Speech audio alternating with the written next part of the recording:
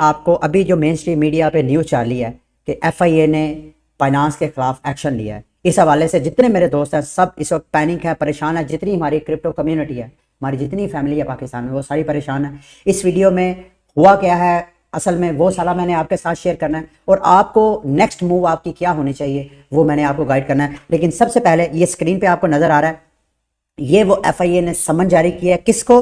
हमजा खान को। हमजा खान कौन है? यूं समझ लें कि पाकिस्तान में बाइनांस का सीनियर बंदा या सीनियर स्टाफ। वैसे तो बाइनांस ने पाकिस्तान में बहुत से लड़के रखे हुए हैं जो उनकी जो सर्विसेज हैं उस हवाले से पाकिस्तानियों को गाइड कर रहे हैं। लेकिन हमजा खान को क्यों FIA ने नोटिफिकेशन किसने जारी किया ये मैं बाद में बताता हूँ, लेकिन ज़रा ये स्क्रीन पे आके आप ये देखें, ये वो हमजा खान हैं जी।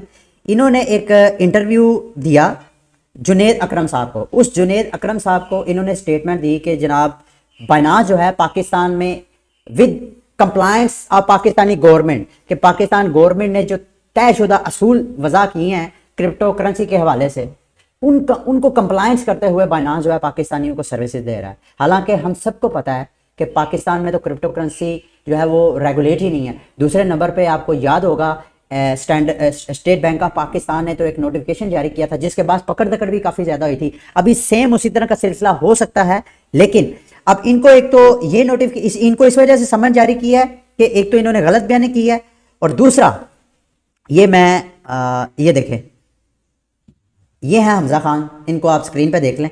और दूसरा ये जो FIA ने समन जारी किया, किसने जारी किया ये पहले आपको बता दूं। ये शहरियार अहमद खान है, हमारे असिस्टेंट डायरेक्टर हैं FIA साइबर क्राइम विंग के। उन्होंने इनको क्यों नोटिफिकेशन समन क्यों जारी किया, क्यों पेश किया कि 12 जनवरी को मेरे पास हाजिर हुए ऑफिस में सारा रिकॉर्ड लेके जो इन्होंने मांगा है, क्योंकि उनके बकौल FIA को पिछले कई दिनों से ये मुख्तलिफ किस्म की जो कंपनीज हैं जो पाकिस्तानियों के साथ स्कैम करके फ्रॉड करके गायब हो गई हैं, उनका तलक बराह रास्त बाइनांस के साथ जोड़ा जा रहा है। वो कैसे, मैं आपको थोड़ा सा बाद में समझाता हूँ। कंपनीज कौन सी हैं जी? ये अभी रिसेंटली ST फॉक्स ने कहा यह जा रहा है कि तकरीबन पाकिस्तानियों का $1 अरब का इन्होंने स्कैम किया, फ्रॉड किया है। करते क्या थे, लोगों को कहते थे जी हमारी वेबसाइट पे अकाउंट ओपन करें, हम आपको ट्रेडिंग सिग्नल देंगे। वो अपनी एक्सचेंज के ऊपर जो है खुद ही उन्होंने कोई क्रिप्टो करेंसी बनाई थी, उनकी प्राइस को पंप और डंप करके इस तरह पैसे कमाते थे, उधर से अलग कमीशन लेते थे इस तरह, और साथ रेफरल रिवार्ड रखा हुआ था कि आप मजीद लोगों को इनवाइट करें तो हम आपको रेफरल रिवार्ड। तो उस वजह से कहा यह जा रहा है कि तकरीबन $1 अरब का नुकसान कर गए। ये तो सिर्फ मैं एक कंपनी की आपको बता रहा हूँ, ये FIA को जो रिपोर्ट्स हासिल हुई है, बाकी MCX, HFC, FX copy, okay mini, BB, number of companies हैं जिसकी वजह से FIA को रिपोर्टिंग हुई और FIA ने एक्शन लिया। अब बाइनांस का इसके साथ क्या ताल्लुक है? सैडली ये जितनी कंपनीज को शहरियार खान साहब ने, हमारे जो असिस्टेंट डायरेक्टर है जिन्होंने यहाँ पे लिस्ट किया, राइट किया, इन सब का जो अकाउंट था वो बाइनांस के ऊपर। यानी जब उन्होंने इन्वेस्टिगेशन की, जिस वॉलेट के जरिए, इन कंपनी के जो वॉलेट से जहाँ से यूजर जो है वो डिपॉजिट और विड्रॉवल ले रहे थे, उनकी जब मजीद तहकीकात की गई तो पता चला कि वो बाइनांस का हार्ड वॉलेट है। अभी भी आपका अगर बाइनांस का अपना अकाउंट है, आप कोई भी अपना इथेरियम वॉलेट लें, अपना किसी भी क्रिप्टो करेंसी का वॉलेट लें और उसके एक्सप्लोरर पे चले जाएं। फॉर एग्जांपल इथेरियम का वॉलेट लें, आप ETH एक्सप्लोरर पे जाएं, गूगल पे लिखें इथेरियम एक्सप्लोरर, वहां पे इथेरियम के एक्सप्लोरर पे अपना एड्रेस लिखें। जब आप एड्रेस लिखेंगे तो वो एक्चुअली जब आप सर्च करेंगे तो वो एड्रेस आपका नहीं होगा, वहां पे लिखा आएगा बाइनांस हॉट वॉलेट। यानी ये बाइनांस का वॉलेट है, आपका वॉलेट नहीं है। आपका वॉलेट वो है जो आप मेटामास्क या ट्रस्ट वॉलेट या इस तरह के कोई भी आप पर्सनल वॉलेट है उसकी एक्सेस किसी के पास नहीं है। अच्छा, जब FIA ने तहकीकात की तो पता चला कि वो सारे के सारे जो वॉलेट्स हैं वो सारे बाइनांस के हॉट वॉलेट हैं। अब इसका ये कतई मतलब नहीं है कि वो स्कैम बाइनांस ने किया है। ये जो मेन स्ट्रीम मीडिया पे आपको रिपोर्टर्स बताते आ रहे हैं, उन बेचारों को पता ही नहीं है किसी चीज़ का। वो ये बताने की कोशिश कर रहे हैं कि शायद बाइनांस ने स्कैम किया है। बाइनांस ने स्कैम नहीं किया, लेकिन स्कैमर्स ने बाइनांस का प्लेटफॉर्म यूज़ किया पाकिस्तानियों के साथ स्कैम करने के लिए। तो इसी वजह से शहरियार खान ने, जो पाकिस्तान का कंट्री हेड कह लें आप उसको, चले मुझे कहने दें कंट्री हेड कह लें, वैसे तो वो कहते हैं जी मैं ग्रोथ हैकर हूँ, लेकिन कंट्री हेड उनको कह लें, हमजा खान को नोटिफिकेशन जारी किया कि वो 12 तारीख को पेश हो। और साथ उन्होंने ये वो यूट्यूब के 2 लिंक आपको नजर आ रहे हैं, ये 2 यूट्यूब के लिंक जिसमें उन्होंने कहा है कि हम with compliance with Pakistani government के साथ, कंप्लायंस के साथ सर्विसेज पाकिस्तानियों को प्रोवाइड कर रहे हैं। उस गलत बयानी का भी वो जाहिरी बात है लाजमी पूछेंगे। साथ FIA के जो असिस्टेंट डायरेक्टर है उन्होंने स्टेट बैंक ऑफ पाकिस्तान का नोटिफिकेशन भी जारी किया जिसमें किसी भी इंडिविजुअल और एंटिटी को, किसी भी कंपनी को क्रिप्टो करेंसी की सेल, परचेज, एक्सचेंज और इन्वेस्टमेंट से मना किया गया। वैसे तो तनबीह की थी, इसको इलीगल करार दिया था स्टेट बैंक ऑफ पाकिस्तान ने। स्टेट बैंक ऑफ पाकिस्तान ने इलीगल करार दिया था सिर्फ एक्सचेंज की सर्विसेज प्रोवाइड करने को। अगर आप पर्सनली करते हैं तो उसके हवाले से स्टेट बैंक ऑफ पाकिस्तान ने सिर्फ आपको मना किया है कि एहतियात करें, यहाँ स्कैम की ऑप्शन है। खैर, ये जो सिलसिला चल रहा है ये तो है एक साइड पे। इसमें दो किस्म के आउटपुट निकल सकते हैं जिसके लिए आप सारे परेशान हैं। एक तो ये हो सकता है कि शायद, जैसे मैंने वकार भाई से बात हुई है, वकार ज़का कह रहा है जी क्रिप्टो की जो है ना एंड होने वाली है पाकिस्तान में, क्योंकि जो IMF का भी प्रेशर है हुकूमत पाकिस्तान के ऊपर, और शायद FATF का भी प्रेशर हो। ये वकार ज़का साहब ने तो नहीं कहा, लेकिन शायद पिछले दिनों आपको याद होगा फवाद चौधरी साहब ने भी कहा था कि पाकिस्तान जो है वो बहुत जल्द जो है वो क्रिप्टो को रेगुलेट नहीं करने जा रहा। लेकिन ये तो है पिक्चर एक साइड, या तो इसको मुकम्मल तौर पे बैन किया जाएगा या हुकूमत पाकिस्तान इसको रेगुलेट करेगी। रेगुलेट करेगी तो क्या होगा, एक तो बाइनांस, ओके एक्सचेंज या इस तरह की जो एक्सचेंज की सर्विसेज प्रोवाइड करने वाली एक्सचेंजेस हैं, उनको हुकूमत पाकिस्तान कहेगी कि भाई हमसे आप लाइसेंस लें और with due law, with due process आप यहाँ पाकिस्तानियों को सर्विसेज दें। दूसरा, जितनी आप एक्सचेंज की सर्विसेज देते हैं बाकायदा हमें टैक्स भी दें। तीसरा, जो वकार ज़का की बात है उसमें वजन है, हम सब पाकिस्तानियों को उसी की आवाज़ में लानी चाहिए कि इन एक्सचेंजेस को कम से कम $1 अरब का पाकिस्तान के सेंट्रल बैंक में एज अ रिजर्व रखवाना चाहिए। और उनके लिए इतना कोई मुश्किल नहीं है। ये आज के बुलेटिन में मैंने आपको बताया कि बाइनांस ने मेरे ख्याल आज से 3 दिन पहले कोई 43,000 बिटकॉइन बाय किया, एक दिन में 43,000 बिटकॉइन बाय किया है। और उसकी अगर आप डॉलर की वैल्यू देखें तो तकरीबन $5 अरब का इन्होंने रिसेंटली बाय किया है, जिसमें वो अपने ट्रेडर्स को पैज्ड रैप BTC ऑफर करवाएंगे। उस BTC के अगेंस्ट उसको उन्होंने कोल्ड स्टोरेज में फेंक दिया और उसके बदले वो टोकन प्रिंट करके रैप BTC वो अपने ट्रेडर्स को देंगे, अपने यूजर्स को देंगे। तो अगर बाइनांस $5 अरब की एक इन्वेस्टमेंट कर सकता है, $1 अरब उसके लिए कोई इशू ही नहीं है। तो ये 3 चीज़ें करने के बाद एक ऑप्शन ये है कि पाकिस्तानी हुकूमत इसको मुकम्मल तौर पर बैन कर दे।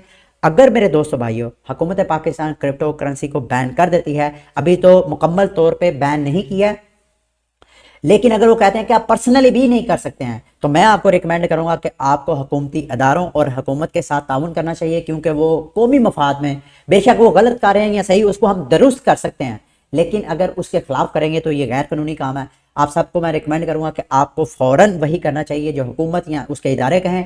इस दौरान एक काम कर सकते हैं, एक तो आपने अपने आप को क्रिप्टो मार्केट में ब्रेक दे के अपने आप को एजुकेट करना है, क्योंकि ये देर सवेर हुकूमत को लाजमी रेगुलेट करना पड़ेगा। क्यों करना पड़ेगा आगे जाके मैं आपको बताता हूँ। दूसरा, इस दौरान आपने आवाज़ बुलंद करनी है, खामोश नहीं रहना।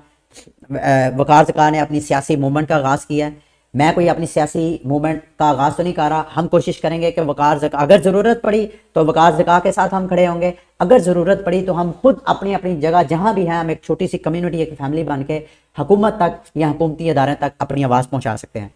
इसमें ख़तरा किन लोगों को है ये मैं बताता चलूँ। नंबर 1 तो उन लोगों को ख़तरा है जो टैक्स अवेजन करते हैं, ब्लैक मनी को वाइट मनी में कन्वर्ट करते हैं, उनके लिए ये खतरे की बात है, खतरे की घंटी है। आप आज समझ जाएं, अदरवाइज आपकी वजह से दूसरे जो पाकिस्तानी हैं उनको भी परेशानी होगी। इससे टेरर फाइनेंसिंग को हुकूमत बहुत सीरियसली नोट कर रही है, क्योंकि FATF की ग्रे लिस्ट में हम सब पाकिस्तानियों को पता है। इसके अलावा मनी लॉन्ड्रिंग जो कि एक्सट्रीम लेवल पे हो रही है और इन एक्सचेंजेस की P2P की सर्विसेज की वजह से हो रही है। अगर मेरे दोस्तों भाइयों आप 3 ये इस तरह के या कोई और इलीगल काम नहीं कर रहे हैं, आप अपने ज़ाती इन्वेस्टमेंट कर रहे हैं, तो फिर आपको डरने घबराने की जरूरत नहीं है। FIA का बंदा आपके पास आएगा, कोई भी इन्वेस्टिगेशन का इदारे का बंदा आपके पास आता है, आपको डरने घबराने की जरूरत नहीं है। सारी चीज़ें उनके सामने खोल के रखें, अगर वो समझ जाते हैं ठीक है, फिर भी आपको डरने घबराने की जरूरत नहीं है। अदालतें आपके पास हैं, आप अदालत में जाके अपना केस जो है वो लड़ सकते हैं। तो डरने घबराने की, पैनिक होने की जरूरत नहीं है अनटिल अनलेस आप कोई गैर कानूनी काम नहीं करते हैं। अच्छा, आगे आए जी, क्यों मैं होपफुल हूँ कि हुकूमत पाकिस्तान लाजमी इसको लीगलाइज करेगी, रेगुलराइज करेगी, कभी ना कभी लाजमी करेगी। इस दौरान आपने सीखना है। ये FPCCI क्या है?